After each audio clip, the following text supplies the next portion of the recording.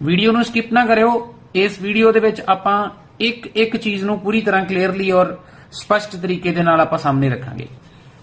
सो ਇਹਦੀ ट्रांसलेशन अगर करते हैं तो ਆਪਾਂ ਨੂੰ ਹੋਏਗਾ कि ਜਿਹੜਾ ਜੈਕ ਹਾਰਨਰ ਸੀਗਾ ਉਹਨੂੰ ਐਗਜ਼ੈਕਟਲੀ ਪਤਾ ਸੀਗਾ ਕਿ ਜਿਹੜੀ ਉਹਨੂੰ ਹੱਡੀ ਮਿਲੀ ਸੀਗੀ ਆਪਣੇ ਫਾਦਰ ਦੇ ਰੈਂਚ मतलब ਹੁੰਦਾ ਵਾ ਖੇਤ, ਫਾਦਰ ਦੇ ਰੈਂਚ ਵਿੱਚ ਜਿਹੜੀ ਹੱਡੀ ਮਿਲੀ ਸੀ ਉਹਦੇ ਬਾਰੇ ਉਹਨੂੰ ਐਗਜ਼ੈਕਟਲੀ ਪਤਾ ਸੀਗਾ ਕਿ ਉਹ ਡਾਇਨਾਸੌਰ ਦੀ ਸੀਗੀ ਜਦੋਂ ਉਹ 8 ਸਾਲ ਦਾ ਸੀਗਾ। ਠੀਕ ਆ ਜੀ। ਹੁਣ ਇਹਦੇ ਵਿੱਚ ਟਰੂ ਆਨਸਰ ਕਿੱਦਾਂ ਹੋਏਗਾ? ਟਰੂ ਆਨਸਰ ਤਾਂ ਹੋਏਗਾ ਜੇ ਓਬਵੀਅਸਲੀ ਜੇਕਰ ਉਹਨੂੰ ਐਗਜ਼ੈਕਟਲੀ ਪਤਾ ਸੀਗਾ, ਯਾਨੀ ਕਿ ਉਹਨੂੰ ਪਹਿਲਾਂ ਹੀ ਪਤਾ ਸੀਗਾ। ਤੇ ਜੇ ਉਹਨੂੰ ਇਸ ਚੀਜ਼ ਬਾਰੇ ਪਹਿਲਾਂ ਨਹੀਂ ਪਤਾ ਸੀਗਾ, ਉਹਨੂੰ ਬਾਅਦ ਚ ਪਤਾ ਲੱਗਾ ਜਾਂ ਫਿਰ ਫਾਲਸ ਹੋਏਗਾ। ਜੇ ਸਾਨੂੰ ਇਸ ਚੀਜ਼ ਦਾ ਨਹੀਂ ਪਤਾ ਕਿ ਉਹਨੂੰ ਪਤਾ ਸੀ ਜਾਂ ਨਹੀਂ ਪਤਾ ਸੀ ਤੇ ਫਿਰ ਉਹ ਆਨਸਰ ਜਿਹੜਾ ਆ ਉਹ ਨਾਟ ਗਿਵਨ ਹੋ ਜਾਏਗਾ। ਦੂਸਰੇ ਕੁਐਸਚਨ ਤੇ ਚੱਲਦੇ ਹਾਂ। ਦੂਸਰੇ ਕੁਐਸਚਨ ਲਿਖਿਆ ਹੋਇਆ ਵਾ Jack Horner achieved a distinctive degree. Achieved a distinctive degree. ਡਿਸਟਿੰਕਟਿਵ degree ਦਾ ਕੀ ਮਤਲਬ ਆ ਕਿ ਉਹਨੂੰ ਇੱਕ ਅਲੱਗ ਤਰ੍ਹਾਂ ਦੀ ਡਿਗਰੀ ਮਿਲੀ ਸੀਗੀ ਇਨ ਯੂਨੀਵਰਸਿਟੀ ਵੈਨ ਹੀ ਗ੍ਰੈਜੂਏਟਡ। ਜਦੋਂ ਉਹਨੇ ਗ੍ਰੈਜੂਏਸ਼ਨ ਕੀਤੀ ਤੇ ਉਹਨੂੰ ਇੱਕ ਅਲੱਗ ਤਰ੍ਹਾਂ ਦੀ ਜਿਹੜੀ ਸੀਗੀ ਡਿਕਸ਼ਨਰੀ ਮਿਲੀ। ਇਸ ਚੀਜ਼ ਨੂੰ ਆਪਾਂ ਦੇਖਣਾ ਵਾ ਕਿ ਜਦੋਂ ਉਹਨੇ ਗ੍ਰੈਜੂਏਸ਼ਨ ਕੀਤੀ ਉਹਨੂੰ ਕਿਸ ਤਰ੍ਹਾਂ ਦੀ ਡਿਗਰੀ ਮਿਲੀ ਸੀ। ਜੇ ਤੇ ਉਹਨੂੰ ਕੋਈ ਡਿਸਟਿੰਕਟਿਵ ਡਿਗਰੀ ਮਿਲੀ ਆ ਤੇ ਫਿਰ ਟਰੂ ਆ, ਜੇ ਉਹਨੂੰ ਨਹੀਂ ਮਿਲੀ ਫਿਰ ਫਾਲਸ ਆ। ਜੇ ਸਾਨੂੰ ਨਹੀਂ ਪਤਾ ਕਿ ਉਹਨੂੰ ਡਿਗਰੀ ਮਿਲੀ ਆ ਜਾਂ ਨਹੀਂ ਮਿਲੀ ਤੇ ਨਾਟ ਗਿਵਨ ਹੋ ਜਾਏਗਾ। ਅਗਲੇ ਕੁਐਸਚਨ ਤੇ ਵਧਦੇ ਹਾਂ। ਉਹਦੇ ਵਿੱਚ ਲਿਖਿਆ ਨੇ Jack Horner believes that number of prey should be more than that of predators। ਸੋ ਮਤਲਬ ਕੀ ਹੈਗਾ ਵਾ, ਇਹਦੇ ਵਿੱਚ ਸਾਡਾ ਜਿਹੜਾ ਸਪੈਸੀਫਿਕ ਕੀਵਰਡ ਆ ਉਹ ਆ ਚੀਜ਼ ਬਣੂਗੀ ਕਿ ਨੰਬਰ ਆਫ ਜਿਹੜੇ ਪ੍ਰੇ ਆ। ਪ੍ਰੇ ਤੁਹਾਨੂੰ ਪਤਾ ਨਾ ਕੀ ਹੁੰਦਾ? ਪ੍ਰੇ ਦਾ ਮਤਲਬ ਹੁੰਦਾ ਵਾ ਸ਼ਿਕਾਰ, ਔਰ ਪ੍ਰੀਡੇਟਰ ਹੁੰਦੇ ਆ ਜਿਹੜੇ ਸ਼ਿਕਾਰੀ ਹੁੰਦੇ ਆ। ਸੋ ਕਹਿਣ ਦਾ ਮਤਲਬ ਕੀ ਹੈਗਾ ਵਾ ਕਿ ਜਿਹੜੇ ਪ੍ਰੇ ਆ ਉਹਨਾਂ ਦੀ ਗਿਣਤੀ ਜਿਹੜੀ ਆ ਉਹ ਜ਼ਿਆਦਾ ਹੋਣੀ ਚਾਹੀਦੀ ਆ ਪ੍ਰੀਡੇਟਰਸ ਨਾਲੋਂ। ਇਸ ਤਰ੍ਹਾਂ ਇਹਨੂੰ ਲੱਗਦਾ ਆ। ਜੇ ਤਾਂ ਇਹਦੀ ਗਿਣਤੀ ਇਹਦੇ ਨਾਲੋਂ ਜ਼ਿਆਦਾ ਹੋਣ ਬਾਰੇ ਉਹਨੇ ਕੋਈ ਜ਼ਿਕਰ ਕੀਤਾ ਵਾ, ਨੰਬਰ ਦੇ ਵਿੱਚ ਕੰਪੈਰੀਜ਼ਨ ਕੁਝ ਕੀਤਾ ਆ, ਫਿਰ ਆਨਸਰ ਟਰੂ ਜਾਂ ਫਾਲਸ ਦੋਨਾਂ ਚੋਂ ਇੱਕ ਆ ਜਾਏਗਾ। ਜੇ ਉਹ ਸਾਨੂੰ ਨਹੀਂ ਦੱਸਿਆ, ਇਹਦੇ ਬਾਰੇ ਕੰਪੈਰੀਜ਼ਨ ਨਹੀਂ ਕਰਦਾ ਪਿਆ ਤੇ ਆਨਸਰ ਨਾਟ ਗਿਵਨ ਹੋ ਜਾਏਗਾ। ਅਗਲੇ ਕੁਐਸਚਨ ਤੇ ਚੱਲਦੇ ਹਾਂ। ਅਗਲੇ ਕੁਐਸਚਨ ਦੇ ਵਿੱਚ ਤੁਸੀਂ ਧਿਆਨ ਨਾਲ ਨਜ਼ਰ ਮਾਰਿਓ। ਜਿੱਦਾਂ ਉਹਨੇ ਲਿਖਿਆ ਟੀਰੈਕਸ ਨੰਬਰ। ਟੀਰੈਕਸ ਜਿਹੜਾ ਆ ਉਹ ਇੱਕ ਜਾਨਵਰ ਆ। ਕਹਿੰਦਾ ਇਹਦੀ ਜਿਹੜੀ ਗਿਣਤੀ ਆ is equivalent to the number of vulture. Vulture ਜਿਹੜਾ ਆ ਉਹ ਇੱਕ ਬਰਡ ਹੁੰਦਾ ਆ। ਇਨ ਦਾ ਅੱਗੋਂ ਨੇ ਕੋਈ ਜਗ੍ਹਾ ਦਾ ਨਾਮ ਦੱਸਿਆ, ਇਹ ਸਾਡੀ ਸਕੈਨ ਲੈਂਗੁਏਜ ਹੈ। ਆਪਣਾ ਜਿਹੜਾ ਟਰੂ ਫਾਲਸ ਨੋਟ ਗਿਵਨ ਹੈ ਉਹ ਸਿਰਫ ਇਸੇ ਚੀਜ਼ ਤੇ ਹੋਏਗਾ ਕਿ ਉਹ ਇਕੁਇਵਲੈਂਟ ਸੀਗਾ ਇਹਦਾ ਨੰਬਰ ਟੀਰੈਕਸ ਦਾ ਨੰਬਰ ਇਕੁਇਵਲੈਂਟ ਸੀਗਾ ਵਲਚਰ ਦੇ ਜਾਂ ਨਹੀਂ ਸੀਗਾ। ਇਸ ਚੀਜ਼ ਤੇ ਆਪਣਾ ਸਾਰਾ ਟਰੂ ਫਾਲਸ ਆ। ਜੇ ਤੇ ਇਕੁਇਵਲੈਂਟ ਨੰਬਰ ਸੀਗਾ ਫਿਰ ਟਰੂ ਹੋ ਜਾਏਗਾ। ਜੇ ਇਹਦਾ ਨੰਬਰ ਜ਼ਿਆਦਾ ਵਾ ਜਾਂ ਇਹਦਾ ਨੰਬਰ ਜ਼ਿਆਦਾ ਵਾ ਫਿਰ ਫਾਲਸ ਹੋ ਜਾਏਗਾ। ਜੇ ਸਾਨੂੰ ਨੰਬਰ ਬਾਰੇ ਉਹਨੇ ਕੁਝ ਨਹੀਂ ਦੱਸਿਆ, ਇਕੁਇਵਲੈਂਟ ਸੀਗਾ ਜਾਂ ਨਹੀਂ ਸੀਗਾ, ਫਿਰ ਨਾਟ ਗਿਵਨ ਹੋ ਜਾਏਗਾ। ਅਗਲੇ ਕੁਐਸਚਨ ਤੇ ਚੱਲਦੇ ਹਾਂ। ਸੋ ਮਤਲਬ ਕੀ ਕਹਿੰਦਾ ਆ ਕਿ ਇਹ ਇੱਕ ਜਿਹੜਾ ਹਾਈਪੋਥੈਸਿਸ ਦਾ ਮਤਲਬ ਹੁੰਦਾ ਆ ਜਿਹੜਾ ਗੈਸ ਸੀਗਾ ਜਾਂ ਅੰਦਾਜ਼ਾ ਸੀਗਾ ਕਿ ਟੀਰੈਕਸ ਜਿਹੜਾ ਸੀਗਾ ਉਹ ਬਹੁਤ ਟੌਪ ਦਾ ਪ੍ਰੀਡੇਟਰ ਸੀਗਾ। ਇਹਦੇ ਬਾਰੇ ਕਹਿੰਦਾ ਕਨਫਲਿਕਸ਼ਨ ਆ with the fact of predator prey ratio when Jack found. ਮਤਲਬ ਜੈਕ ਨੇ ਜਿਹੜੀ ਰੇਸ਼ੋ ਲੱਭੀ ਸੀਗੀ ਉਹ ਤੇ ਪ੍ਰੀਡੇਟਰ ਦਾ ਜਿਹੜਾ ਗੈਸ ਸੀਗਾ ਉਹਦੇ ਵਿੱਚ ਕਹਿੰਦਾ ਫਰਕ ਆ, ਉਹਦੇ ਵਿੱਚ ਲੜਾਈ ਝਗੜਾ ਆ, ਉਹਦੇ ਵਿੱਚ ਕਨਫਲਿਕਟ ਆ, ਉਹਦੇ ਵਿੱਚ ਡਿਫਰੈਂਸਿਸ ਨੇ। ਜੇ ਤੇ ਡਿਫਰੈਂਸਿਸ ਹੈਗੇ ਆ ਫਿਰ ਆਨਸਰ ਟਰੂ ਹੋ ਜਾਏਗਾ। ਜੇ ਕੋਈ ਡਿਫਰੈਂਸ ਨਹੀਂ ਆ ਫਿਰ ਆਨਸਰ ਫਾਲਸ ਹੋ ਜਾਏਗਾ। ਔਰ ਜੇ ਸਾਨੂੰ ਨਹੀਂ ਪਤਾ ਡਿਫਰੈਂਸ ਹੈ ਸੀ, ਉਹਨਾਂ ਦੇ ਵਿੱਚ ਕਨਫਲਿਕਸ਼ਨ ਸੀਗੀ ਜਾਂ ਨਹੀਂ ਸੀਗੀ, ਫਿਰ ਨਾਟ ਗਿਵਨ ਹੋ ਜਾਏਗਾ। ਸੋ ਦੋਸਤੋ ਪਲੀਜ਼ ਵੀਡੀਓ ਨੂੰ ਸਕਿਪ ਨਾ ਕਰਿਓ। ਅਗਲੇ ਕੁਐਸਚਨ ਜੋ ਨੇ ਲਿਖਿਆ ਵਾ ਜੈਕ ਹਾਰਨਰ ਰਿਫਿਊਜ਼ਡ ਟੂ ਐਕਸੈਪਟ ਜਿਹੜਾ ਵਾ ਉਹ ਸਾਡੀ ਟਾਰਗੇਟ ਲੈਂਗੁਏਜ ਹੋਏਗੀ ਜਿਹਦੇ ਵਿੱਚ ਐਗਜ਼ਾਮੀਨਰ ਨੇ ਆਨਸਰ ਟਰੂ ਫਾਲਸ ਨੂੰ ਬਣਾਇਆ ਹੋਏਗਾ। ਹਾਰਨਰ ਨੇ ਇਸ ਚੀਜ਼ ਨੂੰ ਮੰਨਣ ਤੋਂ ਇਨਕਾਰ ਕਰਤਾ ਸੀਗਾ ਕਿ ਇਸ ਚੀਜ਼ ਨੂੰ any other point of view that about T Rex theory, ਕਿ ਹੋਰ ਵੀ ਲੋਕਾਂ ਦੇ ਵਿਚਾਰ ਹੋਣਗੇ, ਉਹਨਾਂ ਦੇ ਵਿਚਾਰ ਜਿਹੜੇ ਸੀਗੇ ਉਹਨੂੰ ਇਹਨੇ ਮੰਨਣ ਤੋਂ ਇਨਕਾਰ ਕਰਤਾ ਸੀਗਾ। ਇਸ ਚੀਜ਼ ਤੇ ਸਾਰਾ ਟਰੂ ਫਾਲਸ ਹੈ ਕਿ ਮੰਨ ਲਿਆ ਸੀਗਾ ਜਾਂ ਮੰਨਣ ਤੋਂ ਇਨਕਾਰ ਕਰਤਾ ਸੀਗਾ, ਉਸ ਚੀਜ਼ ਤੇ ਹੈ। ਉਸ ਤੋਂ ਬਾਅਦ ਲਿਖਿਆ ਜੀ ਇਹ ਜਿਹੜਾ ਹਾਰਨਰ ਸੀਗਾ was the first man is the first man ਸੀਗਾ that discovered a T-Rex bone in the world, ਜਿੰਨੇ ਇਹਦੀ ਹੱਡੀ ਲੱਭੀ ਸੀਗੀ ਦੁਨੀਆ 'ਚ ਪਹਿਲਾ ਬੰਦਾ ਸੀਗਾ। ਆਪਣਾ ਸਾਰਾ ਟਰੂ ਫਾਲਸ ਜਿਹੜਾ ਆ ਉਹ ਇਹਦੇ ਤੇ ਆ ਕਿ ਉਹ ਪਹਿਲਾ ਬੰਦਾ ਸੀਗਾ ਜਾਂ ਇਹ ਤੋਂ ਪਹਿਲਾਂ ਵੀ ਕਿਸੇ ਨੇ ਲੱਭ ਲਈ ਸੀ ਜਾਂ ਨਹੀਂ ਲੱਭੀ ਸੀ, ਇਹਦੇ ਤੇ ਸਾਰਾ ਆ। ਸੋ ਜਿੱਦਾਂ ਉਹਨੇ ਲਿਖਿਆ Jack ਹੋਮਰ is unlikely academic, dyslexia is so bad that he troubled reading a book, but he can read the important life in stone, sandstone or muddy shale across the distance of 100 years, and it is this gift that has made him curator of, ਅੱਗੋਂ ਨੇ ਕੁਝ wording use ਕੀਤੀ ਹੈ, ਆਪਾਂ ਸਿੱਧਾ directly ਆਵਾਂਗੇ ਜੀ ਇਹਦੇ ਤੇ। ਉਹਦੇ ਫਾਦਰ ਦੀ ਗੱਲ ਕਿੱਥੇ ਕੀਤੀ ਗਈ? ਸੋ ਜਿਹਦੇ ਵਿੱਚ ਉਹਨੇ ਲਿਖਿਆ ਵਾ his father had a sand and gravel quarry in Montana, and the young Horner was collector of stones and bones, complete with notes about where he found them. ਫਿਰ ਕਹਿੰਦਾ my father had owned a ranch, ਮੇਰੇ father ਦੇ ਕੋਲ ਜ਼ਮੀਨ ਸੀਗੀ when he was young। ਇਹ ਗੱਲ ਤੇ ਕਲੀਅਰ ਹੋ ਗਈ।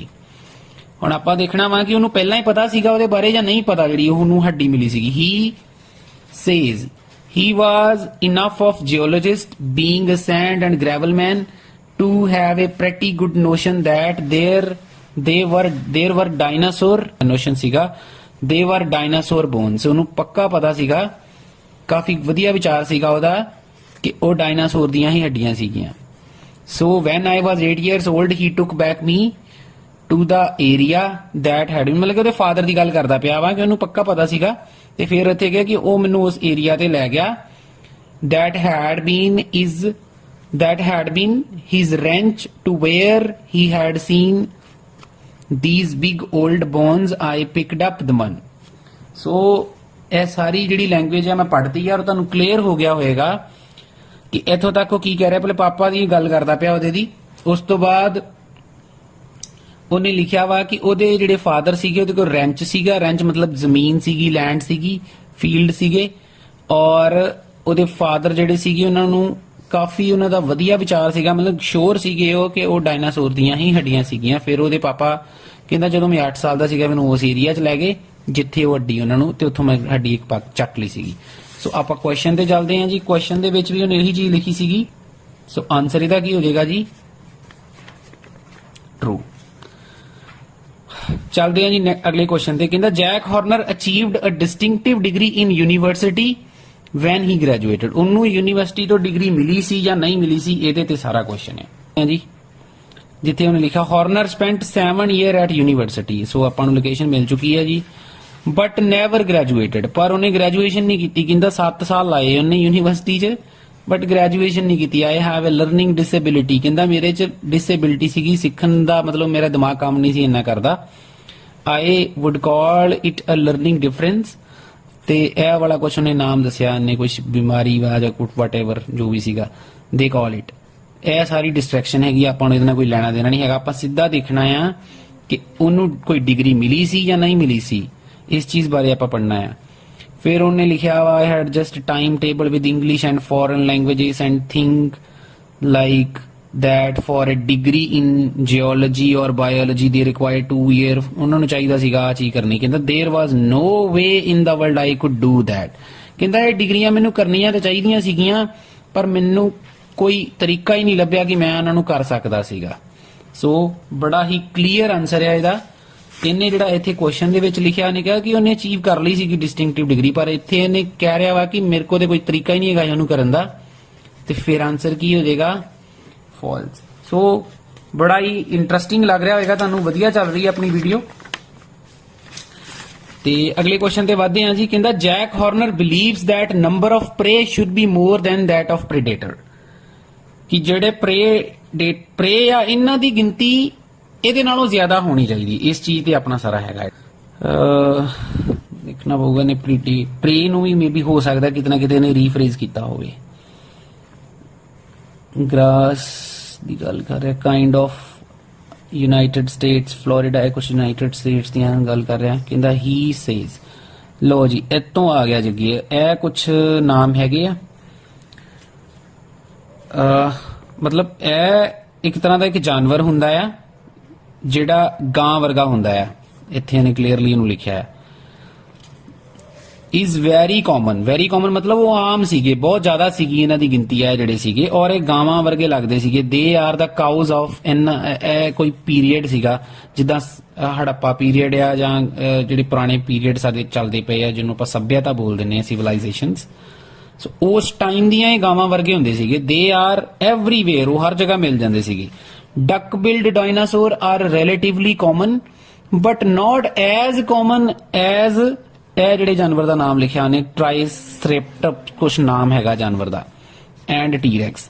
ਸੋ ਸਿੱਧੀ ਜੀ ਗੱਲ ਆ ਕਿ ਇਹਨਾਂ ਦੀ ਗਿਣਤੀ ਜਿਹੜੀ ਸੀਗੀ ਇਹਨਾਂ ਨਾਲੋਂ ਆ ਜਿਹੜੇ ਡਾਇਨਾਸੌਰ ਨਾਲ ਸੀ ਇਹ ਵੀ ਹੈਗੇ ਸੀਗੇ, ਲੇਕਿਨ ਕਹਿੰਦਾ not as common as triceratops and T Rex. ਮਤਲਬ ਇਹ ਜਿਹੜੇ ਜਾਨਵਰ ਜਿਹੜੇ ਦੋ ਸੀਗੇ ਇਹਨਾਂ ਜਿੰਨੀ ਗਿਣਤੀ ਨਹੀਂ ਸੀਗੀ, ਇਹਨਾਂ ਦੀ ਗਿਣਤੀ ਜਿਹੜੀ ਸੀਗੀ ਜ਼ਿਆਦਾ ਸੀਗੀ ਇਹਨਾਂ ਦੀ।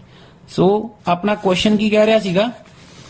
ਕੁਐਸਚਨ ਆਪਾਂ ਨੂੰ ਕਹਿ ਰਿਹਾ ਸੀਗਾ ਕਿ ਜਿਹੜਾ ਜੈਕ ਉਹਨੂੰ ਲੱਗਦਾ ਸੀਗਾ ਕਿ ਇਹਨਾਂ ਦੀ ਗਿਣਤੀ ਜਿਹੜੀ ਪ੍ਰੇ ਮਤਲਬ ਸ਼ਿਕਾਰ, ਮੈਂ ਇੱਥੇ ਲਿਖਿਆ ਵੀ ਹੋਇਆ, ਔਰ ਸ਼ਿਕਾਰੀ, ਤੇ ਇਹਨਾਂ ਦੇ ਵਿੱਚ ਸ਼ਿਕਾਰ ਜਿਹੜੇ ਸੀਗੇ ਉਹ ਇਹ ਸੀਗੇ, ਔਰ ਇਹ ਜਿਹੜੇ ਸੀਗੇ ਡਾਇਨਾਸੌਰ ਇਹ ਜਿਹੜੇ ਸੀਗੇ ਇਹ ਸ਼ਿਕਾਰ ਕਰਨ ਵਾਲੇ ਸੀਗੇ, ਸ਼ਿਕਾਰੀ ਜਿਹਨੂੰ ਬੋਲ ਸਕਦੇ। ਸੋ ਇਹਨਾਂ ਦੀ ਗਿਣਤੀ ਡੈਫੀਨੇਟਲੀ ਜਿਹੜੀ ਸੀਗੀ ਉਹ ਜ਼ਿਆਦਾ ਸੀਗੀ। ਸੋ ਇਹਦਾ ਆਨਸਰ ਜਿਹੜਾ ਉਹ ਕੀ ਹੋਏਗਾ? ਟਰੂ। ਹਾਂਜੀ, ਅਗਲੇ ਕੁਐਸਚਨ ਤੇ ਚੱਲਦੇ ਹਾਂ ਜੀ। ਉਹਦੇ ਚ ਲਿਖਿਆ ਨੇ T-Rex number is equivalent to the number of vulture in the Serengeti। T-Rex the number ਜਿਹੜਾ ਸੀਗਾ ਉਹ ਵਲਚਰ, ਮੈਂ ਜਿੱਦਾਂ ਤੁਹਾਨੂੰ ਦੱਸਿਆ ਕਿ ਬਰਡ ਦਾ ਨਾਮ ਹੁੰਦਾ ਆ। ਸੋ ਵਲਚਰ ਦੇ ਨੰਬਰ ਦੇ ਬਰਾਬਰ ਸੀਗਾ ਜਾਂ ਨਹੀਂ ਸੀਗਾ, ਇਹਦੇ ਤੇ ਸੀਗਾ ਆਪਣਾ ਸਾਰਾ 2 ਪੁਆਇੰਟਸ। ਸੋ ਆਹ ਵਾਲੇ ਪੈਰਾਗ੍ਰਾਫ 'ਚ ਡੈਫੀਨੇਟਲੀ ਹੋਣਾ ਚਾਹੀਦਾ ਆ ਐਵਰੀਵੇਅਰ। ਦੇਖੋ ਜੀ, ਇਹਨੇ ਸਿਰਫ ਇਹਨਾਂ ਦੇ ਨੰਬਰਸ ਦੀ ਗੱਲ ਕੀਤੀ ਹੈ, ਬਟ ਇਹਦੇ ਬਾਰੇ ਕੁਝ ਲਿਖਿਆ ਨਹੀਂ ਹੋਇਆ ਕਿ ਇਹਦਾ ਨੰਬਰ ਜਿਹੜਾ ਸੀਗਾ ਉਹ ਜ਼ਿਆਦਾ ਸੀਗਾ, ਵਲਚਰ ਦਾ ਨੰਬਰ ਜ਼ਿਆਦਾ ਸੀਗਾ, ਜਾਂ ਜਿਹੜਾ T-Rex ਦਾ ਨੰਬਰ ਜ਼ਿਆਦਾ ਸੀਗਾ। ਇਹ ਜ਼ਰੂਰ ਦਿੱਤਾ ਹੈ ਕਿ ਉਹ ਉਹਨਾਂ ਦਾ ਨੰਬਰ ਕਾਫੀ ਵੱਡੀ ਗਿਣਤੀ 'ਚ ਸੀਗਾ, ਠੀਕ ਹੈ, ਇਦਾਂ ਕੁਝ ਨਹੀਂ ਲਿਖਿਆ ਹੋਇਆ ਹੈ। ਸੋ ਨੰਬਰ ਦੇ ਬਾਰੇ ਲਿਖਿਆ ਆ, ਲੇਕਿਨ ਉਸ ਚੀਜ਼ ਦੇ ਬਾਰੇ ਜਿਹੜਾ ਆ ਉਹ ਕੰਪੈਰੀਜ਼ਨ ਨਹੀਂ ਕੀਤਾ ਹੈ। ਸੋ ਡੈਫੀਨੇਟਲੀ ਜਿਹੜਾ ਆਨਸਰ ਆ ਉਹ ਸਾਡਾ ਕੀ ਹੋ ਜਾਏਗਾ? ਨਾਟ ਗਿਵਨ। ਨੈਕਸਟ ਕੁਐਸਚਨ ਸੀਗਾ ਕਿ ਇਹ ਜਿਹੜਾ ਹਾਈਪੋਥੈਸਿਸ ਸੀਗਾ ਕਿ ਟੌਪ ਦਾ ਪ੍ਰੀਡੇਟਰ ਸੀਗਾ, ਇਸ ਚੀਜ਼ ਨੂੰ ਲੈ ਕੇ ਵਿਵਾਦ ਸੀਗਾ, ਕਨਫਲਿਕਟ ਸੀਗਾ, ਇਹਦੀ ਜਿਹੜੀ ਰੇਸ਼ੋ ਸੀਗੀ ਇਹਨੂੰ ਲੈ ਕੇ ਜਿਹੜਾ ਸੀਗਾ ਉਹ ਕਨਫਲਿਕਟ ਸੀਗਾ। ਸੋ ਕਨਫਲਿਕਸ਼ਨ ਸੀਗਾ ਜਾਂ ਨਹੀਂ ਸੀਗਾ ਇਹਨੂੰ ਆਪਾਂ ਦੇਖਣਾ ਹੈ ਬਸ। ਸੋ ਇਹਦੇ ਚ ਨੇ ਕਲੀਅਰਲੀ ਲਿਖਿਆ ਹੈ if T-Rex was a top predator, especially considering how big it is, you would expect it to be extremely rare, much rarer than the little, ਅੱਗੋਂ ਨੇ ਕੋਈ ਡਾਇਨਾਸੌਰ ਦੀ ਕੈਟਾਗਰੀ ਦੱਸੀ ਹੈ, ਡਰੋਮੇਸੌਰਸ, and yet they are everywhere. They are a dime a dozen. There are a dime a dozen, he says. ਮਤਲਬ ਉਹਨੂੰ ਇਹ ਲੱਗਦਾ ਆ ਕਿ ਇਸ ਚੀਜ਼ ਦੇ ਵਿੱਚ ਕਾਫੀ ਜ਼ਿਆਦਾ ਕਨਫਲਿਕਸ਼ਨ ਆ। ਡਾਈਮ ਅ ਡਜ਼ਨ ਹੁੰਦਾ ਵਾ ਜਦੋਂ ਕਿਸੇ ਇੱਕ ਚੀਜ਼ ਤੇ ਸਹਿਮਤੀ ਨਾ ਬਣੇ ਕਿਸੇ ਚੀਜ਼ ਦੇ ਵਿੱਚ। ਉਹ ਇਹਦੇ ਵਿੱਚ ਵੀ ਕੁਐਸਚਨ ਦੇ ਵਿੱਚ ਵੀ ਉਹ ਆਪਾਂ ਨੂੰ ਇਹੀ ਚੀਜ਼ ਕਹਿ ਰਿਹਾ ਆ ਕਿ ਇਹਦਾ ਪ੍ਰੀਡੇਟਰ ਦਾ ਜਿਹੜਾ ਸੀਗਾ ਉਹਦੇ ਨੰਬਰ ਨੂੰ ਲੈ ਕੇ ਕਨਫਲਿਕਸ਼ਨ ਸੀਗਾ, ਤੇ ਕਨਫਲਿਕਸ਼ਨ ਤੇ ਸੀਗਾ, ਇਸ ਕਰਕੇ ਇਹਦਾ ਆਨਸਰ ਜਿਹੜਾ ਆ ਉਹ ਕੀ ਆ ਜਾਏਗਾ? ਟਰੂ। 6 ਨੰਬਰ ਕੁਐਸਚਨ ਤੇ ਚੱਲਦੇ ਆ। ਉਹਦੇ ਚ ਉਹਨੇ ਲਿਖਿਆ Jack Horner refuses to accept any other point of view about T-Rex theory, ਕਿ ਕਿਸੇ ਹੋਰ ਦੇ ਵਿਚਾਰ ਨੂੰ ਇਹ ਐਕਸੈਪਟ ਹੀ ਨਹੀਂ ਕਰਦਾ ਸੀਗਾ। ਸੋ ਇਸ ਚੀਜ਼ ਨੂੰ ਲੈ ਕੇ ਆਪਾਂ ਦੇਖਣਾ ਹੈ ਕਿ ਉਹ ਐਕਸੈਪਟ ਕਰਦਾ ਸੀ ਜਾਂ ਨਹੀਂ ਕਰਦਾ ਸੀਗਾ। ਸੋ ਇੱਥੇ ਤੱਕ ਆਪਾਂ ਪੜ ਚੁੱਕੇ ਸੀਗੇ। ਉਹਨੇ ਲਿਖਿਆ 12 ton T-Rex is not Lord Vulture, but he doesn't see the monster as clumsy. He insisted his theory ਤੇ ਆ ਗਿਆ ਜੀ, ਹੁਣ ਆਪਾਂ ਉਹੀ ਚੀਜ਼ ਪੜ ਰਹੇ ਹਾਂ, dedicated to further research. Okay, of course ਉਹਨੇ ਕੀ ਕੀਤਾ? ਦੇਖੋ ਇਸ ਲਾਈਨ ਦੇ ਵਿੱਚ ਹੀ ਸਾਰਾ ਆਨਸਰ ਹੈ। ਇੱਥੇ ਸਾਨੂੰ ਲੋਕੇਸ਼ਨ ਜਿਹੜੀ ਹੈ ਮਿਲ ਚੁੱਕੀ ਹੈ ਕਿ ਉਹਨੇ ਇਨਸਿਸਟ ਕੀਤਾ ਹੁੰਦਾ ਕਿਸੇ ਚੀਜ਼ ਤੇ ਜ਼ੋਰ ਪਾਉਣਾ।